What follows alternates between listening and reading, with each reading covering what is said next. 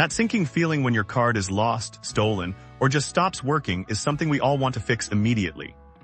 Your fastest and most convenient tool is right in your pocket. The Chase mobile app. Open the app and log in securely using your username, password, or fingerprint. Once you're in, navigate to the account for the card you need to replace. Scroll down until you see the menu option for More, which looks like 3 little dots, and tap on it. From the menu that pops up, select Replace a lost or damaged card. This will take you directly to the replacement center. The app will now ask you to confirm the reason for the replacement. Select the appropriate option, whether your card is lost, stolen, or simply damaged, like a worn-out magnetic stripe or a cracked chip.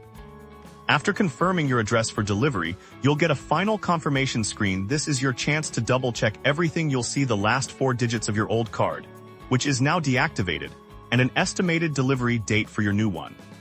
And that's it. Your new card is on its way, typically arriving within a few business days. Your old card is instantly disabled for security. But don't worry, you can still use your account for digital wallets, online payments, and ATM withdrawals at Chase machines using your phone.